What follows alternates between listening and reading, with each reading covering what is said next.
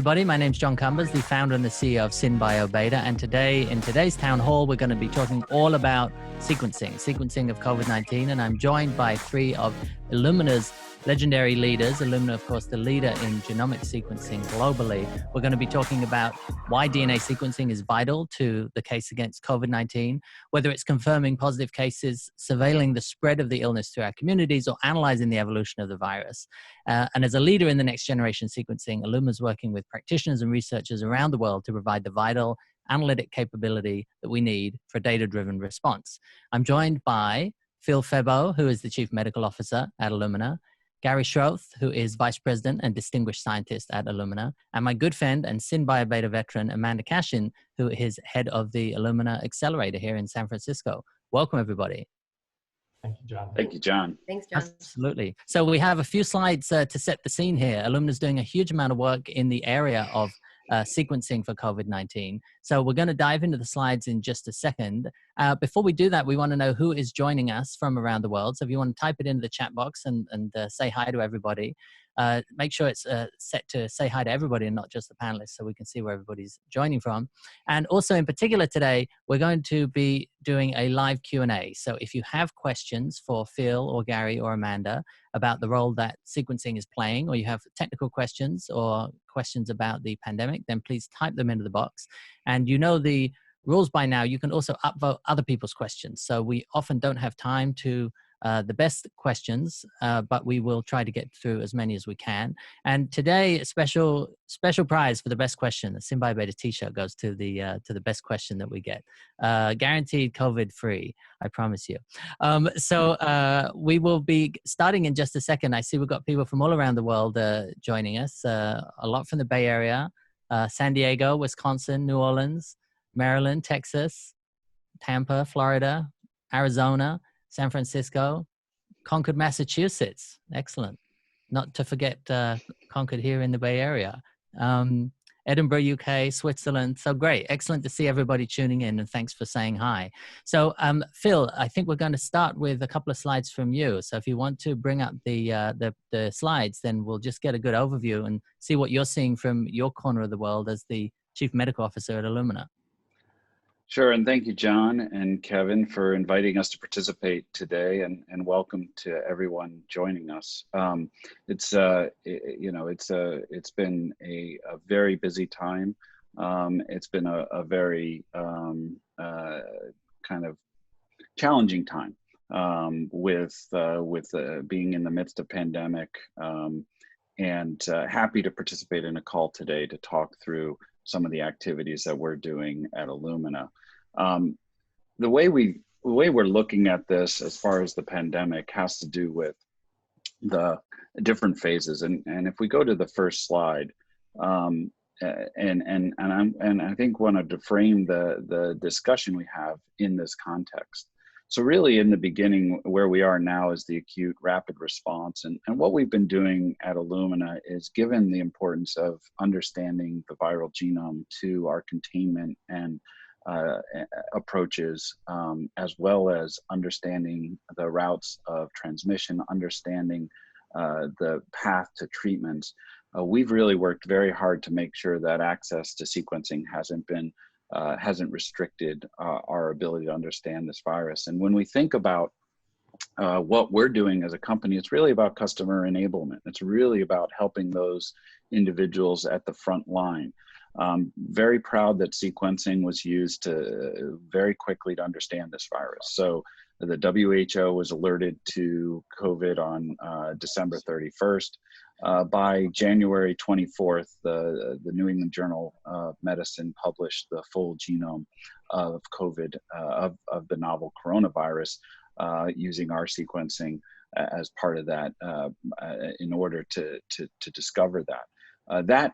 That sequence is ground truth that can be used to develop PCR-based diagnostics, understand the potential repurposing of drugs for treatments, and as well as start the process of understanding path to vaccination.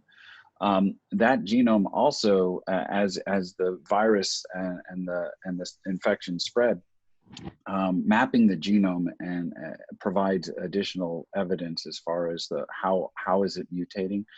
This coronavirus, like other coronaviruses, it's an RNA virus, so there are mutations. It does have a bit of a spell checking, DNA spell checking, so the rate isn't as high as some RNA viruses, but it's probably about 1 to 2 bases per month.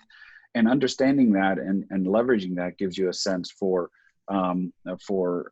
where it's going, how it's spreading, routes of transmission. And also, those mutations can also impact the analytic performance of PCR, can impact the future efficacy of vaccines, as well as treatments such as the anti-malarials, antivirals that are being repurposed and tested.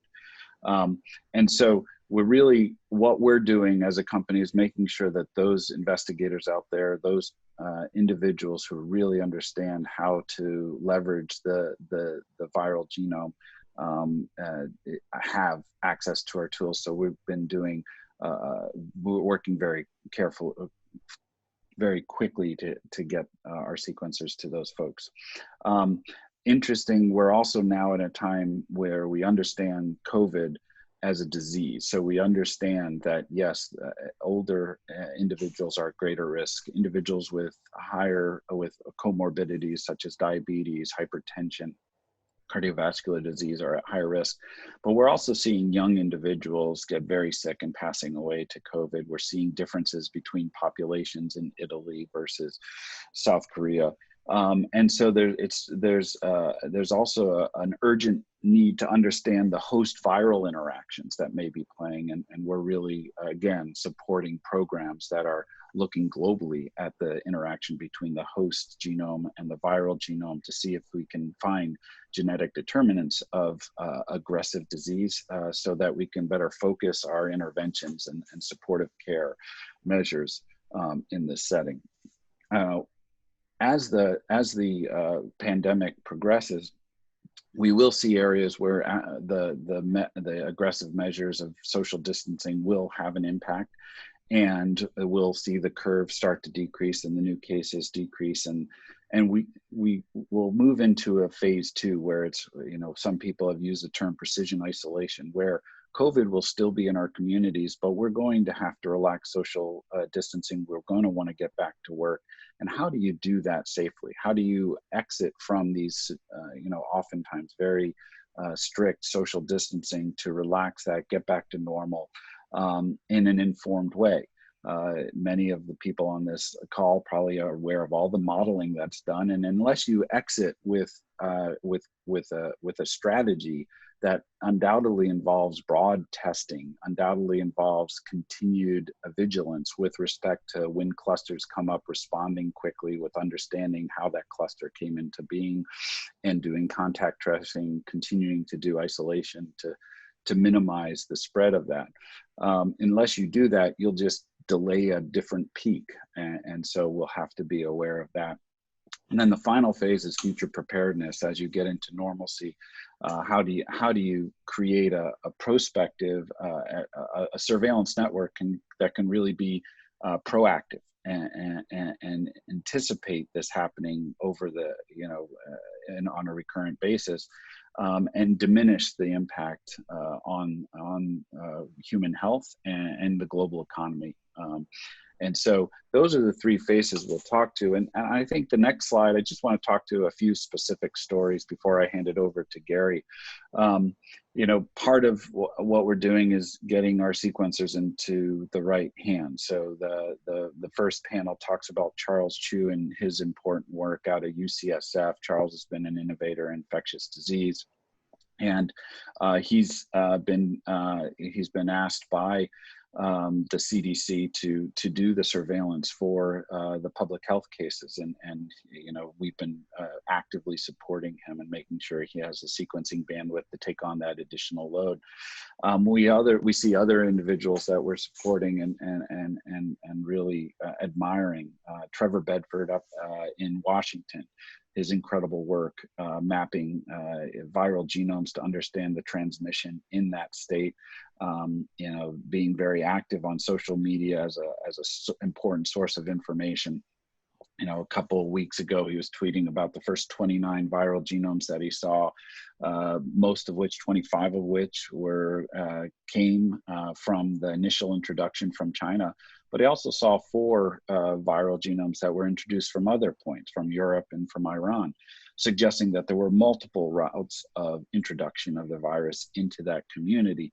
And that has major impacts as far as the containment measures you need to take, the contact tracking that you have to do.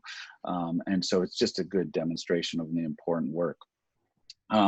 We're also engaged in multiple collaborations with leaders. So Adaptive Biotechnologies and Microsoft we're partnering with. Obviously that moves into this area of how do we understand the host response and the viral genome together in order to understand this disease, understand who's at greatest risk, understand how they're responding. If you look at the clinical course, it really, we're seeing a consistent theme where those individuals who get into trouble have symptoms for about a week, and then it seems like their immune system starts to really ramp up, and perhaps it's because it didn't ramp up early enough. Maybe they have a high viral load throughout their body, and specifically in their lungs, there's a decompensation. It's going to be through these kind of collaborations where we bring together experts in different aspects in genomic sciences, in the immunobiology, in infectious disease, and really get into the deep understanding of each element in order to come and identify those patients at great risk. And then the final example with this X Prize is it's going to be a lot about data sharing. We have incredible compute now, we have incredible analytics, we have AI. How do we leverage those resources and create data pools that, data lakes that can, where those analytics can go in and again, help us identify who's at risk, identify potential ways to diminish their risk, potential ways to treat. And so as a company in this acute setting, we're really focused on access to our technology. We're focused on supporting and participating in meaningful collaborations, bringing together individuals and entities with different expertise to focus on the risk prevented by COVID-19, and also focus on collaborations that can leverage the incredible data being generated by these entities. And so with that, I want to hand over to Gary Schroth, because we have also been trying to make sure they have the tools that they need. So Gary, why don't you talk about the next slide? Yeah, thanks, Phil. I would just like to add what Phil said. That really is kind of the tip of the iceberg about what Illumina is doing. It's incredible how many groups we are working with to try to help in as many ways as possible, all the way up to the top of Illumina. I've been in meeting after meeting for the last couple of months, like, what can we do to help you guys go faster and help enable you to do what you need to do? So one of the things we've done, I'm a leader in our product development group. So I just want to touch on some of the product development offerings that we have created in direct response to this pandemic. My group is also kind of an RNA research group, so that's why we have been working on viruses, on RNA sequencing of viruses for close to 5 years now. But we released these 2 application notes about 2 different workflows that we talk about. So if you're interested in specifics about the sequencing, this is what we call a enrichment workflow and a shotgun metagenomics workflow. I thought I would just give a little bit of kind of overview of the basic sequencing process and what we do, say, for instance, in this enrichment workflow. So basically, everything we know about this virus starts with this same thing, a nasal swab. Whether you're doing the PCR testing or the follow-up next generation sequencing, you have to do the nasal swab. You have to do some sort of RNA extraction. This QIAGEN kit that I'm showing here is actually the kit that's in the CDC approved protocol, but because of the need for these kits, many vendors, not just QIAGEN, have had a hard time keeping up with the demand, and so people are using all kinds of different RNA extraction methods here. We have a variety of different library prep methods. I'll focus on one, a variety of different sequences. We have sort of drag-in analysis pipelines. And then we also announced very recently a partnership with ID by DNA, which is a company that specializes in informatics for infectious disease. So let me just show for some of you who are want to see some of the details. This is kind of the details of our library prep process. We take the RNA that comes out of the swab, do a cDNA prep on it, first and second strand cDNA, and then we use our Nextera technology, the bead-linked version of it shown there in the cartoon that we call Nextera Flex. And we use 384 different unique dual indexes, a very fast high enrichment process that we've developed over the last few years. And then we use another new product that we literally just launched a few weeks ago. It's a respiratory panel, oligo panel that captures about 40 different respiratory viruses, including the novel coronavirus, so that you can capture that out of that mixture of RNA and then sequence specifically those viruses that we're interested in. And that can run on a MiSeq, or if you're a very ambitious lab, there's a few labs that are scaling this up to run on the NextSeq. You can see the size of the sequencers there come into play. You can run, say, 24 to 48 on a MiSeq, or up to 384 or more on the NextSeq. So this is kind of the overview of the process. This gives us the full genome sequence. It also is able to identify other co-infections. And that's kind of an interesting, at least anecdotal type of observation that many are making, is that perhaps one of the reasons that people are having young, relatively vital people without any prior health conditions are having problems is it's possible that maybe they have a co-infection of another common virus, and that weakens them enough that this thing really hits them hard. And so, but that's not known very well. We need to study that, and these sorts of methods allow you to study that. And so this is something that we're quite proud of in product development, is that Gary, just 1 second before you move on. I just want to go back to that last slide and just Sure. kind of break down the two things that you showed. One was the panel, and the other one was the enrichment process. For those people who are new to DNA sequencing, the enrichment process is where you don't want to just go out and sequence everything that you find in the patient, because you'll get a ton of human DNA, you'll get a ton of bacterial DNA. What we really want is the viral DNA. So you go through an enrichment process where you're looking for just the viral DNA, so that you spend all of your sequencing power just sequencing the virus. Is that right? Right, and because it turns out a lot of the most interesting pathogenic viruses are RNA. We actually go through an RNA prep process to turn them into DNA so we can capture them. But yes, this process is analogous to, for those of you who follow genomics, you can either do a whole human genome, or you can do an exome, where you just pull out the genes and sequence only the genes. This is like pulling out only the viruses out of the pool of all the total molecules that were in that swab and studying just those molecules. So it ends up being a pretty small fraction, but these methods are quite specific.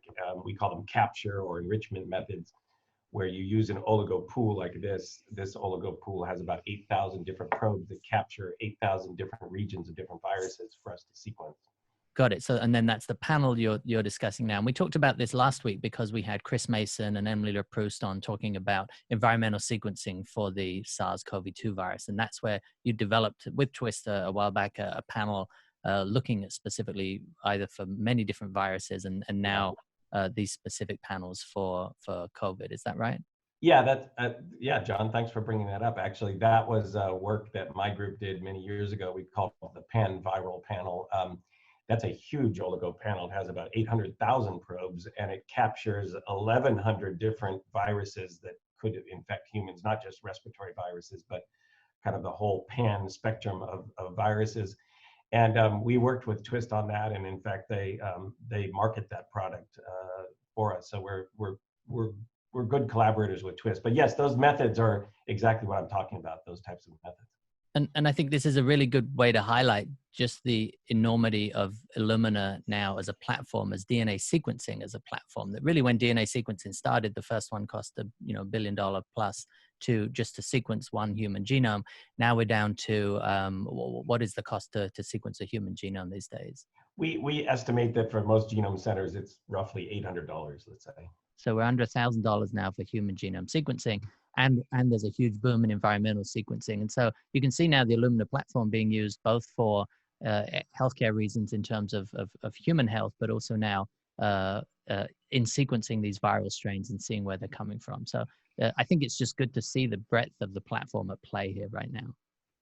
Yeah, and the interesting thing about viruses are they're actually quite small. If you compare that to the human genome, a virus is 30,000 bases. The human genome is 3 billion bases. That's about 100,000-fold difference in genome size. So these things are obviously quite pathogenic, but they're really quite small, and so it doesn't take a lot of sequencing. That's why we can actually do multiple samples on even some of our smaller sequencers. Excellent. Thanks. Yeah, that's great. Thanks, John. That's a good color to that. Thanks.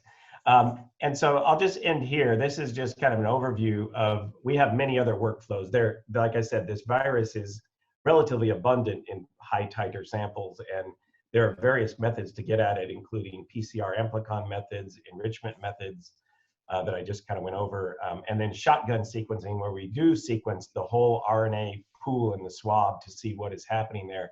And that's a very interesting method because you can see the virus generally. You can also see co-infections or even RNAs from other pathogens, even microbial pathogens. And you also can get a feel for human host response. It turns out that when you do those nasal swabs, you get quite a lot of human epithelial cells in there, and you can actually get a good feel for the types of inflammatory response going on in that individual at the time of the sampling. And then, of course, we have all kinds of informatics tools, and we've even created new base-based data sharing tools so that anybody who sequences these viruses can then upload their genomes straight to GISAID, for instance, which is sort of a database that I think as of today has about 5,000 genomes in there of different viruses from around the world, which I think is great. I still think we have a long ways to go, considering we have over 1 million positive samples out there somewhere. We ideally would be sequencing all of those, in my opinion. Anyway, so that sort of gives you an overview of sort of the offerings we've been working on.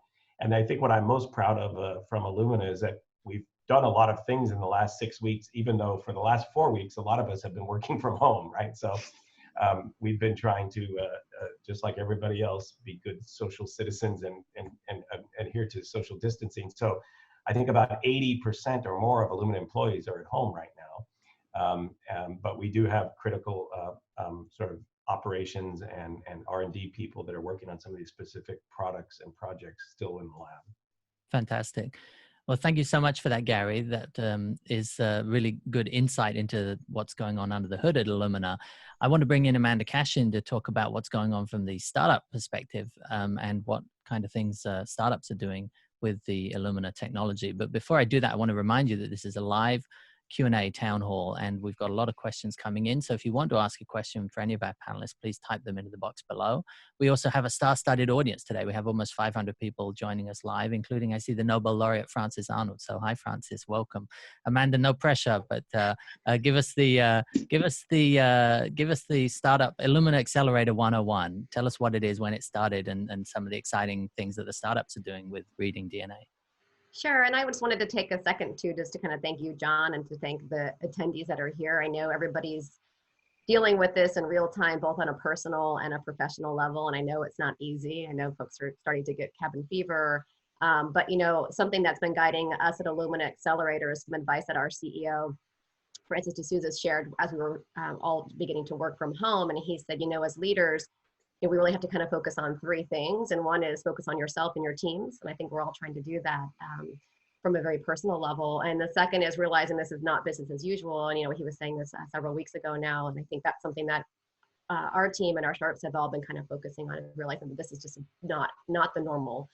And then the third is, you know, focus on your teams to try to increase productivity as much as you can, or achieve productivity in areas that are most important. And so we've been trying to do that at Illumina Accelerator. And I think, you know, partnering with you guys is one way we're trying to connect folks and really work with SynBioBeta and the community to really kind of help each other through these times. I know everybody's really interested in this kind of information. So thanks again, John. So Illumina Accelerator, I'll be very brief. You know, we started almost 6 years ago with the vision of really partnering with entrepreneurs to unlock the power of the genome. To improve human health and beyond. So that was really the vision of our Chief Technology Officer, Mustafa Ranagi. And I joined the team, and we've now been expanding the team. Now globally, we're launching our first UK accelerator this year. And you know, what we do is we work with entrepreneurs from across the globe. We help them build next generation technologies using Illumina sequencing technology, whether it's a therapeutics or diagnostics or consumer or synthetic biology type approach or research tool. Those are the types of companies we work with. We now have 38 companies in our portfolio. We help them just launch and build great companies. A lot of the startups are on the line and some of their investors are on the line. So we're all thankful for folks being here. So the question just really around what are startups doing, I think it's a couple of things. So those who can are spending some time and redirecting some efforts on COVID. We have a couple of startups who are either applying for grants or already mobilizing with their own funding to try to discover and develop new novel therapeutics for COVID or other sort of infectious diseases. So I think that's pretty remarkable. We've seen some folks move pretty quickly to gather consortiums and really kind of try to develop new approaches for novel therapeutics. We've seen some folks like Bionramp and others who are on the phone who have already been focused on infectious diseases, also trying to turn their attention to see how they could impact viral infections and diagnostics there. So I definitely think startups are really trying to, if they can, if it makes sense, shift some attention to the COVID and sort of infectious disease outbreaks in general. This has been an area, infectious disease has been an area that's absolutely been underfunded. And I think folks are now realizing this is an area that we have to pay attention to. And so what are startups doing also? They're trying to manage their cash runway. And so folks who are, looking at non-dilutive sources of funding, applying for SBIR or government grants or Innovate UK grants and have been successful or getting positive responses from governments and from funding bodies from a non-dilutive grant perspective.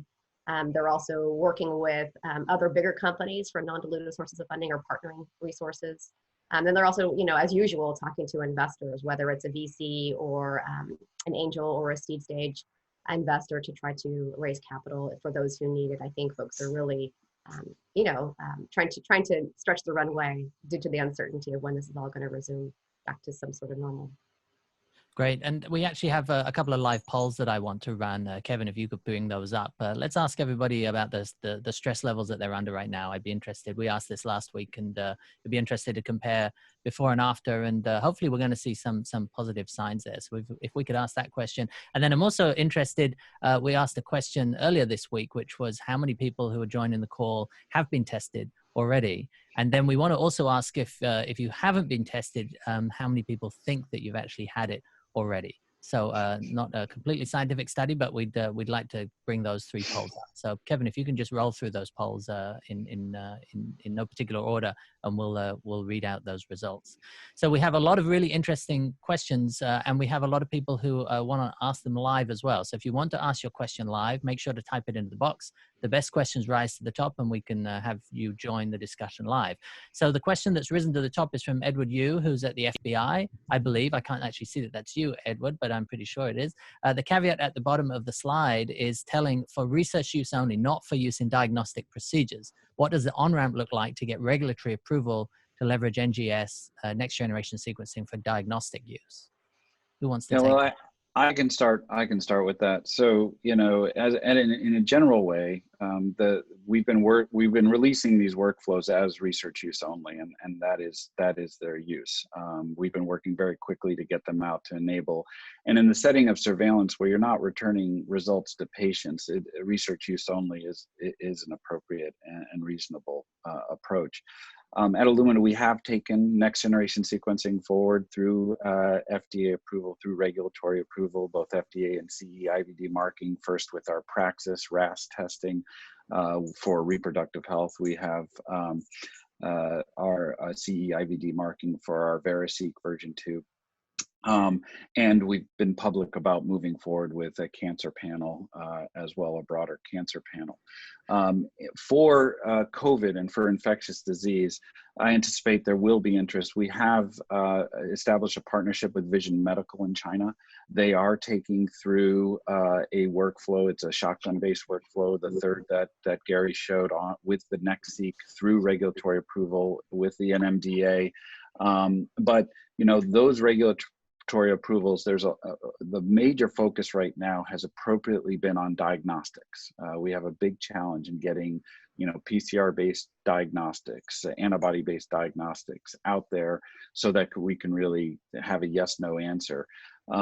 In some cases, we anticipate, with Vision Medical, they wanted to make sure there was alternative paths given some of the challenges with the supply chain, and so that's why we partnered with them to move forward with with moving through the NMDA. So we do see entities interested in moving forward. I think the current focus, our focus is really supporting the surveillance. And as far as the emergency use authorizations you're seeing, those are very much importantly focused on the diagnostics right now. Yeah, the other thing I would add to that, John, is we have several DX platforms. We have the MySeq DX platform, we have the NextSeq DX platform, and we did announce earlier this year that we're working on the NovaSeq DX platform. And so I think that all those can be leveraged by others who want to develop LDTs and things like that on there, or other diagnostic tests. And so that's being done. Obviously, a lot of that work in the past has been on cancer. I expect that will be rotating a little bit towards infectious disease now, since this pandemic has hit. Great. Craig Pearson has a question. So he says, RNA is extracted from the swab that they take from the back of your throat or nose. No virus culturing before sequencing. Question mark. How much human background shows up in the sequencing? Yeah, so that does vary by one of the biggest variables probably in the success of this test in general is that swabbing procedure, and it's not something that apparently you can do yourself, because these swabs are quite long and they go way back into the back of your sinuses.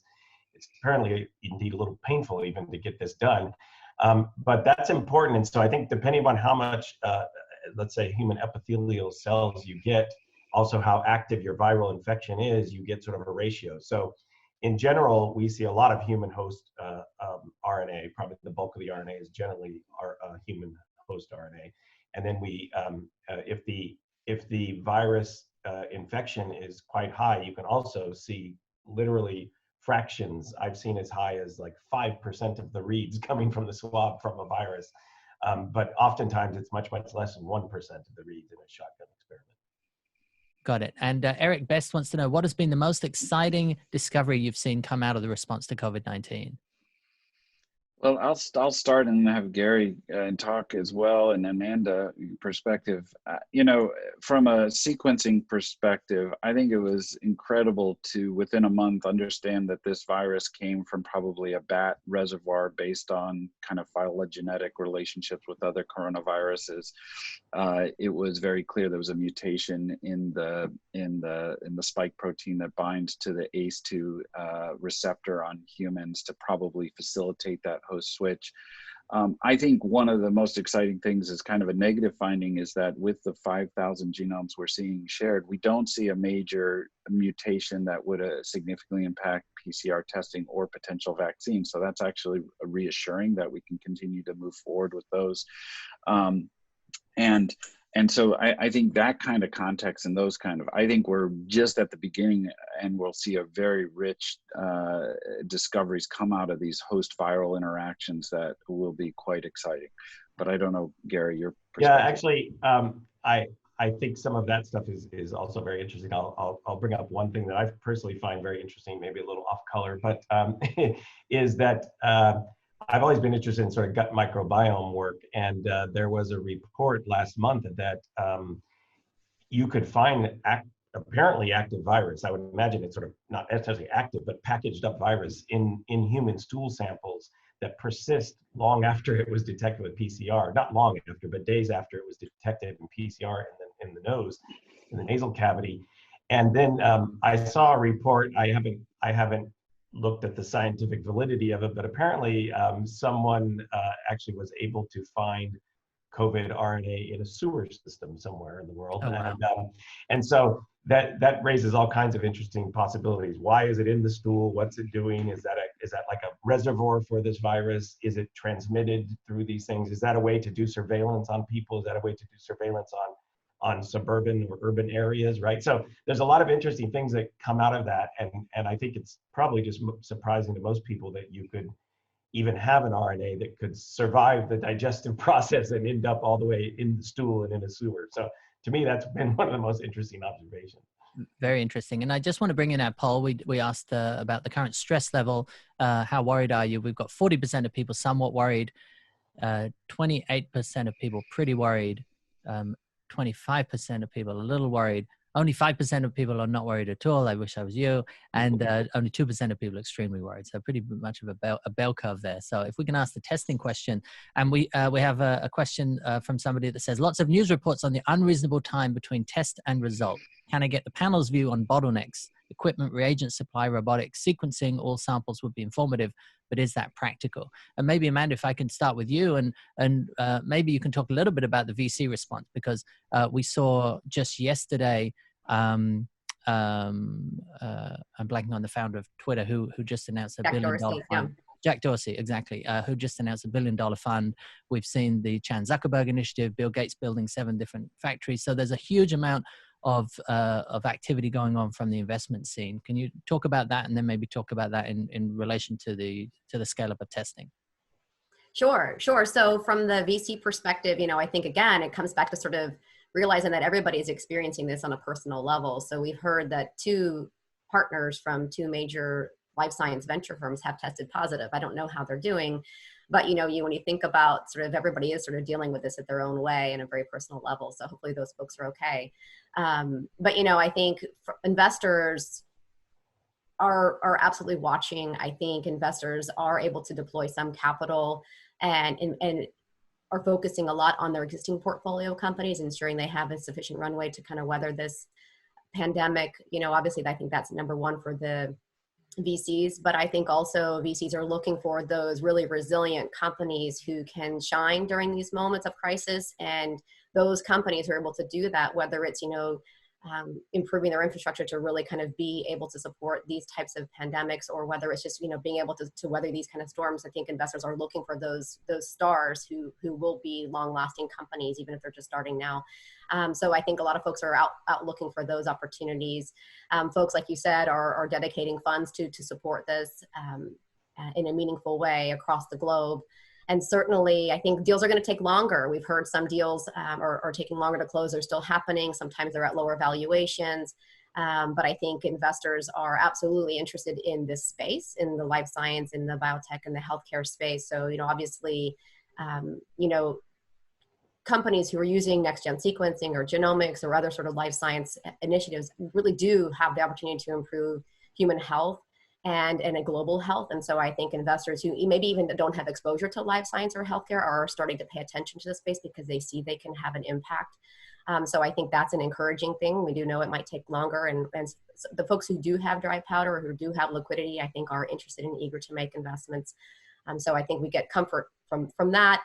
And then certainly, I think initiatives like what Wellcome's doing, trying to raise $8 billion, or, what some other venture firms, Arch just announced and Flagship announced, they have, significant access to capital. So folks are trying to say that VCs are open for business, but it just might take a little bit longer. And I know the government is also trying to help. So the Small Business Administration has, had a loan program. The CARES Act that just came out through the U.S. government is trying to sort of help provide loans to startups. We're trying to figure out if some of that applies to venture-backed companies, although I think folks, are trying to understand that and getting the clarity they need to figure out if they have to include affiliates in their calculation of the number of employees for startups to determine if they qualify. But all of that, I think, is to say that, I think the life science sector, we have an opportunity and responsibility to really make an impact here. And so folks are trying to mobilize, and I think investors and startups are really kind of feeling that their work is now even more important than ever when you see situations like this and how difficult it can be.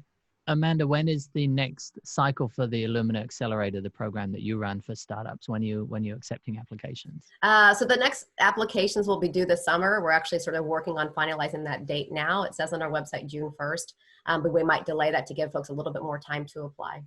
Okay. And are you changing anything because of the current pandemic in terms of what you're looking for or what you're going to be investing in? I think, as always, we'll continue to look for breakthrough applications of using genomic sequencing technology to improve human health. So I don't know that our focus will change, but I do know that, we've just been, like everybody, experiencing it. So our accelerator lab in the Bay Area is now shut down. We're working on resuming that when we can, when we remove that shelter in place that so many of us are under now.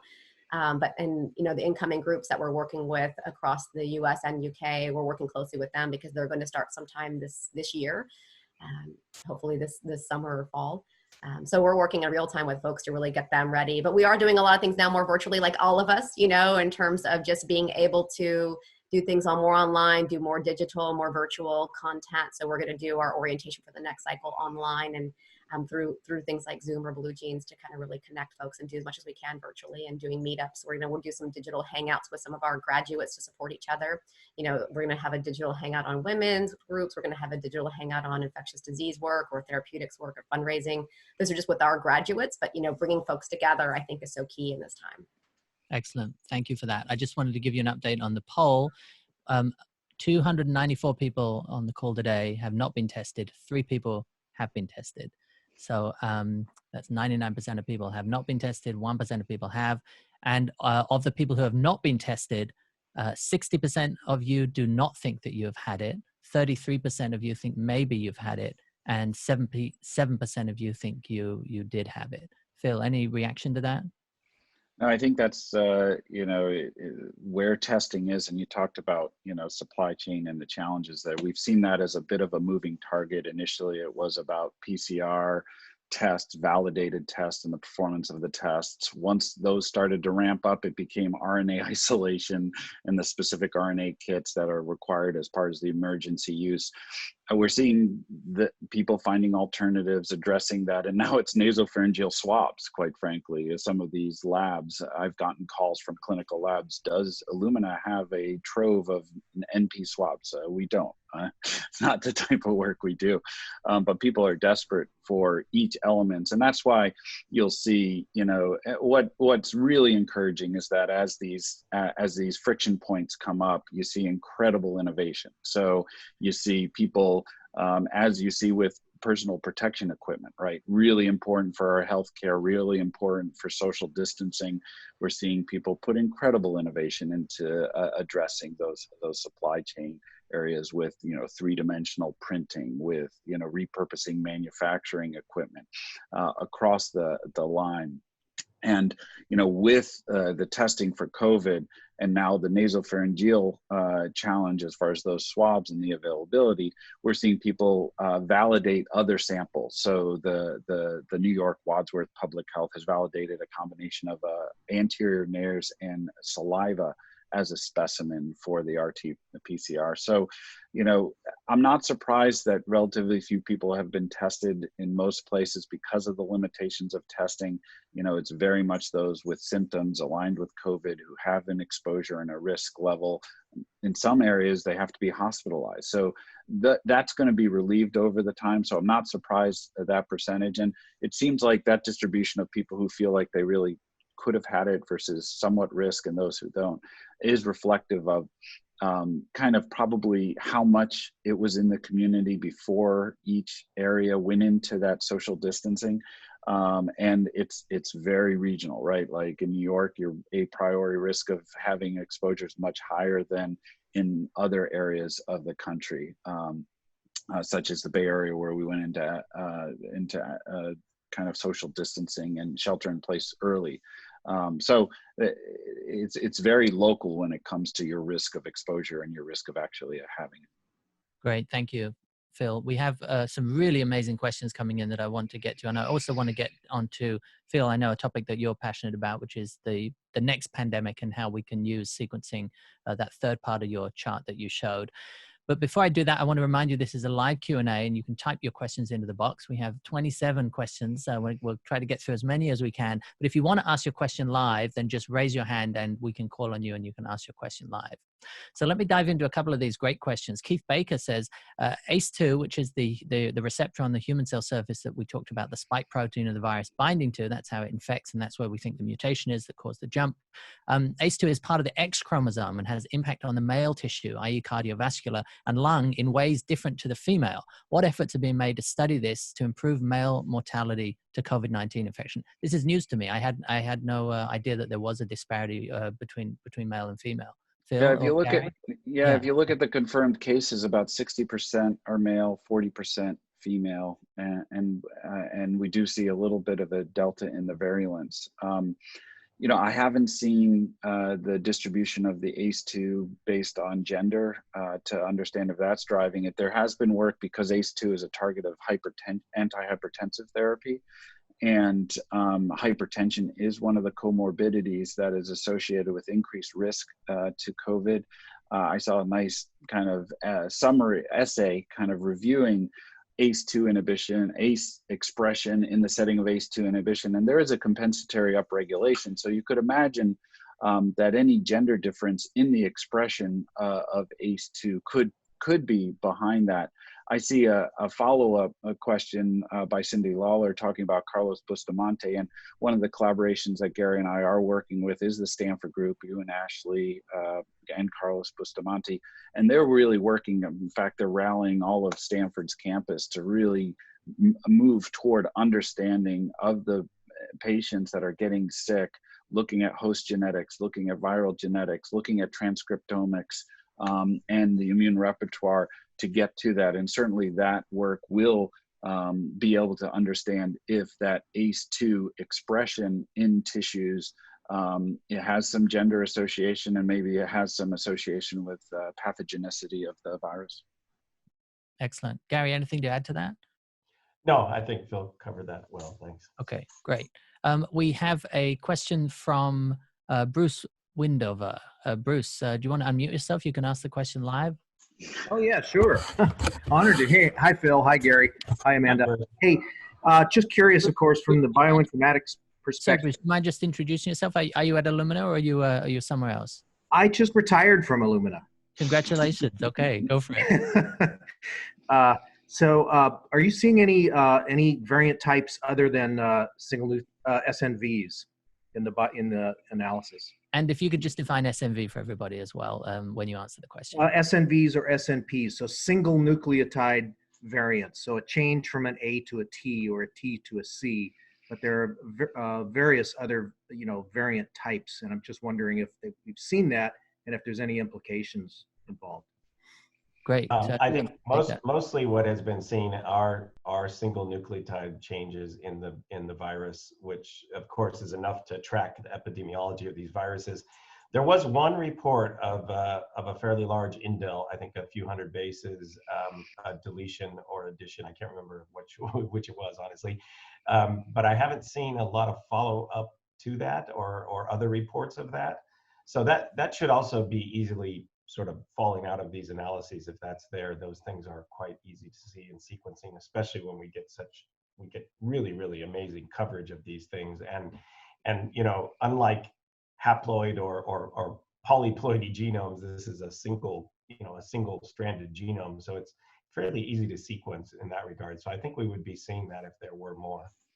And Gary, can you just define what's the difference between a SNP, a single nucleotide polymorphism, and a single nucleotide variant?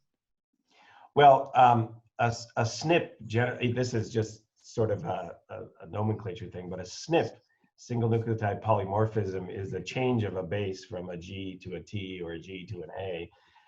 SNV is a slightly broader class that could also include an insertion or deletion of a base, right? So, sometimes you Got it. as few as one base or as many as hundreds or even thousands or even millions of bases will be changed in a genome of the size of the human genome. So SNV is just kind of a more general term. SNP is more about an individual base. Great, excellent.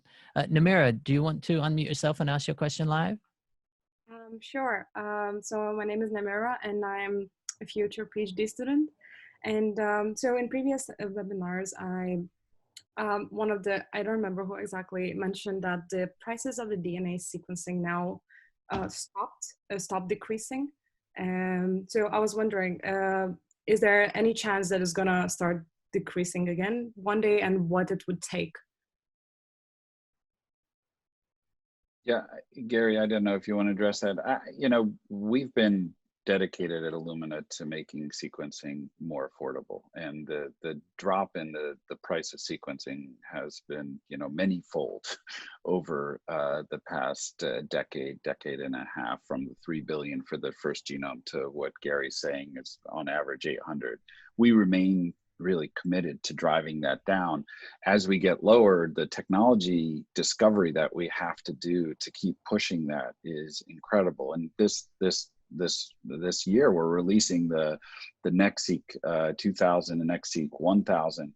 And despite sharing the name with the NextSeq 500 and 550, the amount of new technology in those sequencers is incredible, and it does immediately drop the price point for sequencing in that mid-range. And we're dedicated to continuing to push that down across. So I think we are working on that. It gets harder the lower it goes, but we're continuing to push that. And I don't know, Gary, your comments. No, I think everybody has seen those logarithmic curves starting at about 2008 when Illumina launched the genome analyzer. That's where that curve really starts to go down, and it goes down again with the HiSeq and the HiSeq X and NovaSeq. But it's that curve is a logarithmic curve, and we literally have dropped the price of sequencing over the last 10 or 12 years by several orders, 10-based orders of magnitude. That can't really, at a certain point, that just is impossible to continue. We would be at, if we continue that same exact slope, we'd be at, $5 a genome at this point, and that's really, really hard to do.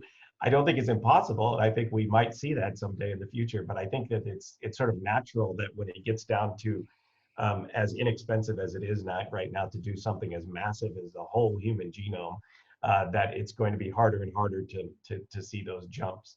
And then the other thing Phil is bringing up is that in our benchtop systems, those really haven't seen the dramatic decrease. Our dramatic decrease has been in our large scale factory sequencing. That's where you get the benefit of really massive amounts of data. In our benchtop systems, we're always continually trying to lower the price there as well. It just hasn't been as dramatic. The NextSeq 2000 is a good example though, where that does drop the price per gigabase, as we like to call it, about 50% with that new instrument. And we are working on doing that in the lower end systems as well. Can I ask all of our panelists to think really big for a second? This horrible pandemic has a chance for us to pause as a society, as a community, as a country, as a planet, and really look hard at what we're doing in the systems and institutions that we have put in place. Particularly, we're seeing the stress on healthcare globally, whether that's a single payer system like the National Health Service in the UK or a private insurance system, predominantly like we have here in the US. I'm interested, particularly comparing and contrasting those two countries and what the UK has done. I think it's 100,000 people they're sequencing via the NHS. And I know that there's a big facility, Illumina facility in the UK. And Amanda, you just mentioned that you're opening the Illumina Accelerator in the UK. So I wondered if you could kind of think big about if you could tear everything up and start from scratch, particularly around healthcare and around sequencing. What would you do? What does an amazing future look like after we're through this pandemic? And maybe you can compare and contrast what you're seeing happening in the US versus the UK. Amanda, maybe you could start and talk a little bit about the Illumina Accelerator that you're launching there. Yeah, I'm sure Phil and Gary could comment more on sort of the specific work that between the UK and the US. But certainly, I think UK has taken a leadership role in next-gen sequencing and understanding the human genome and the impacts on human health for things like rare disease. And they have a new initiative underway around COVID as well. So that's, I think, what we're seeing in terms of just, global response and preparedness. I really think that we've all learned a lot. Unfortunately, so in this case, we're learning the hard way in a lot of ways here in the US. And other parts around the world, and learning from others as they're responding in real time to this situation. I think from a startup's perspective, they've weathered storms before. The life science industry has weathered storms before, whether it was sort of after 9/11 or whether it was after the financial crisis of 2008, and realizing that sort of cash is king and you have to prioritize things. So I think, one thing from a life science perspective that I think we as a community can do is to better support infectious disease work. I know it's not necessarily the most popular topic for investors to focus on antibiotic resistance or infectious diseases, and other charities like the Gates and others have had to sort of pick up some of the slack that others haven't been, because others have been underfunding that area. So hopefully, as we're seeing the impact that this can have on the economy globally, this is the time to really kind of wake up and really begin investing in these areas, because, we can't wait. We can't wait for that superbug to come and not have an antibiotic to combat it. You know, we can't wait. Obviously, we're too late here with COVID-19, but we can't wait for the next one. We have to sort of fund these things and be on top of it, and incentivize startups and entrepreneurs and investigators to really kind of spend their time and work on this. Absolutely, thank you. Gary, any thought? Yeah, actually, I do want to chime in there. I have been saying to basically any sort of agency outside body that will listen is that, you know, this does not have to happen again. It's just a matter of commitment and putting resources onto this. We could have a much, much better surveillance system. We have all the technology. Of course, technology will always be improving, but we have the technology today. If the governments around the world and the agencies around the world work together better, and we had the tools that were distributed to public health labs all around the world, these kinds of things could be contained. And I hope that next time this does get contained much more locally, and so that it doesn't necessarily have to affect the entire world wherever it starts out. And so I think that like I said, this is not like, you don't need a moonshot project where we have to invent a whole new thing. We just need a moonshot in terms of global infrastructure and working together on this and implementing a good surveillance system. That's all it will take. It's just commitment and resources. Thanks, Gary. And Phil, that's a great segue. Maybe you can comment on my questions, but then that's also a nice segue into the how do we stop this from happening again? Yeah, no, and you know, kind of coming back to your question as far as, you know, if we could start over, what we would do and the differences between the UK and the US, you know, I think we share a fundamental belief with many that, you know, individual's genome should be a foundational part of their healthcare. And it's information that gets drawn upon throughout their life to determine how to maintain their health, and if they get sick, how to optimize management. I'm a medical oncologist, and so I spent my career working with patients who had a genetic disease, a tumor with a disrupted genome, and the better understanding I had of that genome, the better I could take care of those individuals. And I think that should extend throughout health. So I fundamentally believe, and I think in the UK, where you do have the UK National Health System basically taking care of patients over their life, it's not surprising that they see the value of the genome earlier than others, because they can see that once they have that information, there are many opportunities across the lifespan, be it pharmacogenomics, be it carrier screening and risk-based prevention methods to really do that. And in the setting of COVID, as the studies coming out looking at host viral interactions, if we can identify a specific group of individuals who are at risk for COVID infection, you can imagine that precision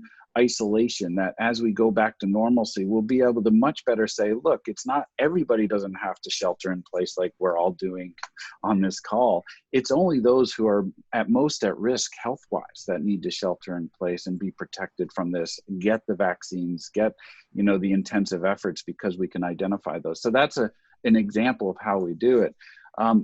Absolutely, we have to also say, you know, this pandemic is not unexpected, right? There was, you know, modeling experiments performed at the United States CDC that almost, you know, model what we're going through and identified some of the pinch points. I think what Gary said is so true. It's not a technology solution. We don't have to invent technology, but we do have to garner the political will, because it's, you know, as you think about the fundamental elements of global proactive surveillance, you have to have a technology that's scanning, and passive and active scanning for the emergence of new pathogens in a region. I think that's very reasonable to move to. We have some great ideas, and I think this pandemic will really align a lot of innovation, a lot of thought, and a lot of will to shoring up any deficits in the technologies to sense and detect emerging pathogens. But that has to be matched with, as Gary said, the political will to share that information early, because right now, if a country raises their hand early and says, we have an epidemic going on in our country, you know, especially with sensitized to what we've gone through, there'll be incredible isolation, containment effects that will hurt the economy and the people. And we have to come up with a better system to mitigate that, so that there's almost a reward for those countries to raise their hand early, share that data so that they can, recruit the rest of the world to help them, both with the health of the individuals at risk for the infection, as well as help them mitigate the economic and social disruptions that these epidemics will cause, and in the end prevent pandemics, because it's the countries outside that benefit preferentially to the country that actually raises their hand. And I think that's where the World Economic Forum, the WHO, important non-government groups like the Gates Foundation can really have an impact in saying, this is something in today's global world we have to be ready for, right? This pandemic, if you look at the transmission of the virus, you see how globally connected we are right now. And that's, I think some people are waking up to that, right? If you think about it, this is a cluster of respiratory illnesses that started in Wuhan, China, within 3 months are causing many of us to shelter in place, right? So there's never been this makes global health personal for a lot of us, but it's also a time where that global connection can be part of the solution too. And that's the balance that we have to find. Phil, I asked people how stressed they were. You can feel earlier the cortisone levels rising. Thank you for being the voice of reason, because I can feel it dissipating as you're speaking. So really do appreciate you coming on. Phil Feber, the Chief Medical Officer at Illumina, Gary Schroth, the Vice President and Distinguished Scientist at Illumina, and Amanda Cashin, Head of the Illumina Accelerator. Thank you all for coming on today and speaking with everybody and taking all the questions. Well, I'd love to do this again in the future. It's been our most popular town hall, and really appreciate you taking the time out of your days to come spend it with us. Thank you, John. Thank you, John. It's a pleasure. Thank you, John. Thank you, everyone. Thank you. I'm sorry that we didn't get time to take all of the video callers and the questions, but we will try to get onto them, and we'll try to do another one of these, and this will be available online afterwards. I wanted to give a heads up as to some exciting town halls that we have coming up next week. On Wednesday morning at 8 a.m., we have a session all about investing through times of crisis, and we're going to be joined by Matt Occo from DCVC, Jenny Rook from Genoa Ventures, and our friends from across the pond at Leaps by Bayer. We're going to be also having a brain-computer interface session where we're going deep on neuroscience and what is going on in the brain. And we're going to be talking about all of the startups that are investing in COVID-19 strategies right now. Next Friday is going to be the antibodies show, and we're going to be talking all about antibodies for COVID-19 and the scale up of those antibodies. And the week after, we have a session all on high throughput testing for COVID-19. So a huge amount going on right now. If you've got suggestions of shows that you'd like to see us do, then please type them into the chat box right now. And as usual, we're going to leave the line open for a few minutes afterwards. So if you want to chat amongst yourselves or you want to ask additional questions, we will forward them all onto our panelists for you later on. So once again, this has been SynBioBeta Live. My name is John Cumbers, and I'm the founder and the CEO of SynBioBeta. And we love bringing you all together for these town halls and taking your Q&A. And we love your feedback on the format and any new speakers that you'd like to see. If you're not already signed up to our weekly newsletter, then you can go to synbiobeta.com and sign up there. So this is me signing off for today, and I hope that all of your DNA dreams come true.